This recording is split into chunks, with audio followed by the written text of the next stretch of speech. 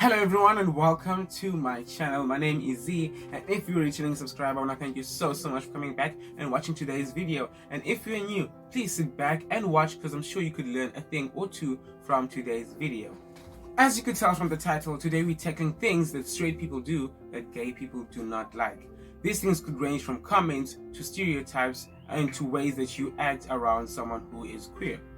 Please note that these are solely my opinions that may not apply to a lot of people, but I'm sure they do apply to many out there who identify as being gay and have heard these comments or these remarks or have been treated in a certain way around people of the heterosexual community. You make me feel a little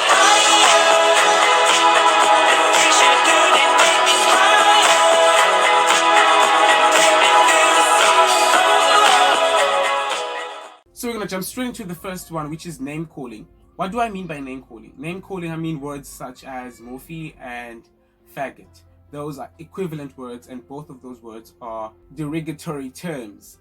So let's bear in mind that these terms that you just pass out like that, oh, MOFFIE or it's a faggot or things like that, those are very offensive words to use, and they are very much equal to a white person calling a black person a nigger or a KAFFIR.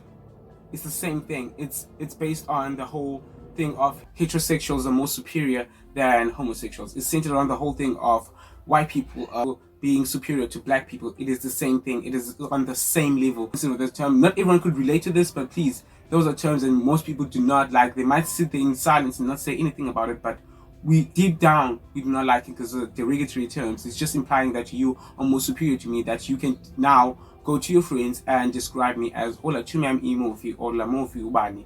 Do not use those terms.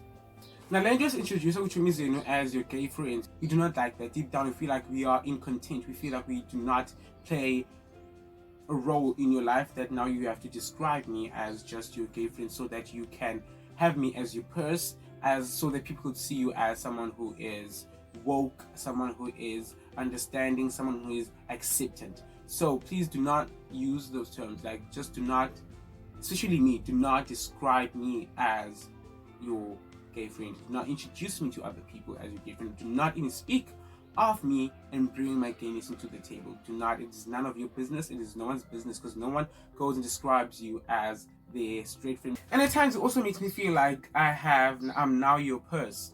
You know, that thing of those girls want to have those gay best friends and they can tell anything, they get naked in front of, or that type. Like, okay, that's cool and all, I'm not against that, that's cool, but like, just want to be a friend, you know, like everyone else is. I just want to be your friend. You don't have straight friends, you just have friends, because I also want to be your friend. The third one, like, I get this one a lot, the 6 questions where they ask you, so how's the sex, like who fucks and who gets fucked, and the whole thing of like, at first, from my experience, at first I took it as, you know, like a funny way of you trying to learn, but also sometimes like it gets uncomfortable. It gets really uncomfortable when we have to speak about our sex life, because it's none of your business. If you want to know, Google something, or you can go and experiment on yourself, because it is none of your business what we do in the bedroom. Now you're putting us in an awkward situation where we feel like we're compelled to describe to you what gay sex is like.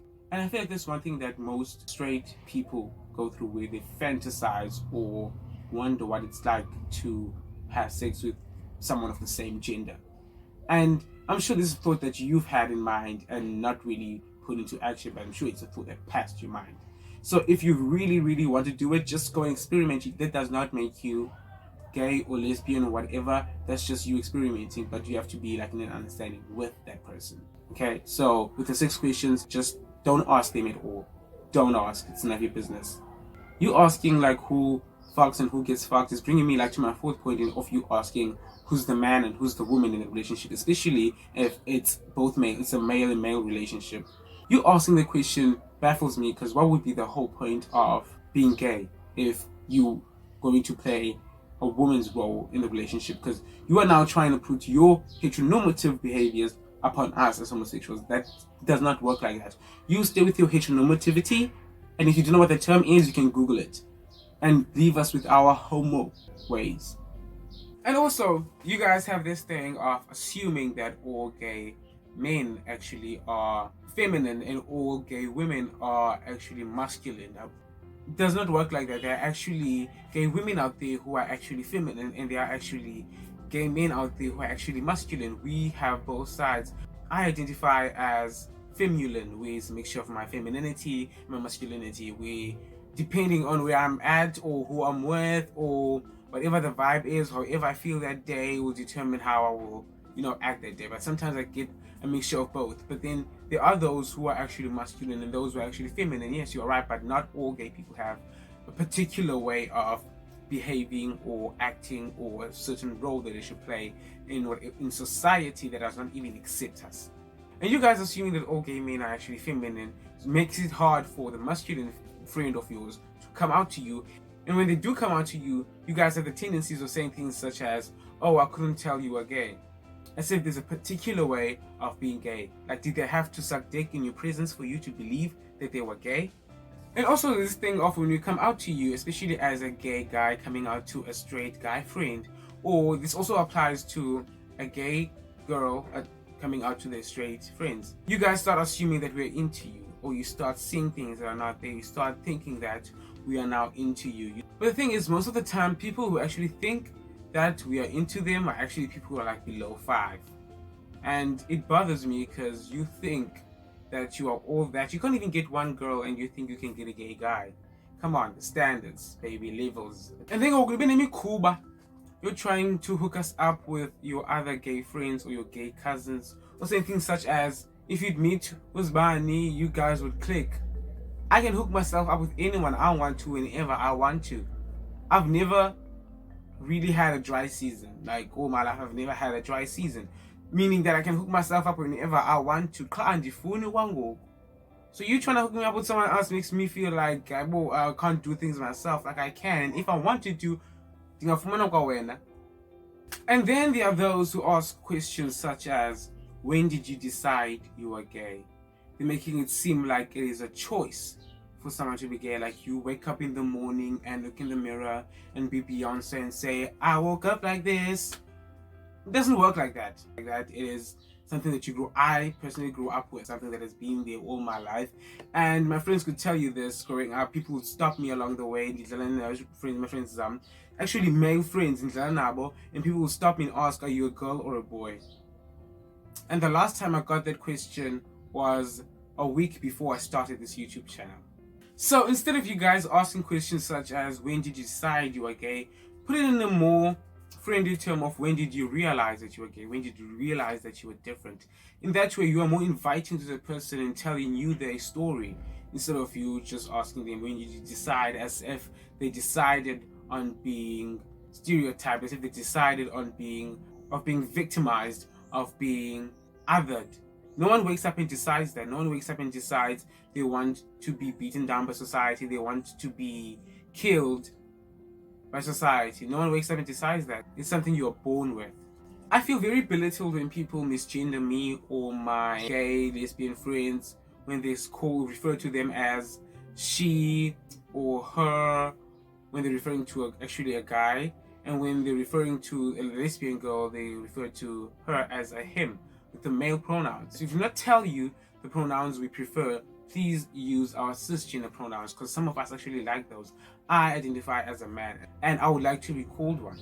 He, him, his, those pronouns. And there are times where you guys just use this phrase in a very derogatory way, where it's other straight guys in the room and then one does something that is out of the ordinary to them, and then they will refer to it as, that's so gay. Like, what is? Like, I don't understand when people say those things. Like, that means you are now seeing yourself, as I've said before, superior to someone of the homosexual community. You are now making the other person feel inferior to you. And you guys may be using it as a joke. You might be saying it as a joke, where you're trying to be funny, but actually your jokes could be actually hurting someone else, where you guys are busy giggling about it. And they'll also laugh with you because they don't want to seem like they're killing the buzz by actually educating you and informing you at that moment in time about the offense that you've just passed on to them.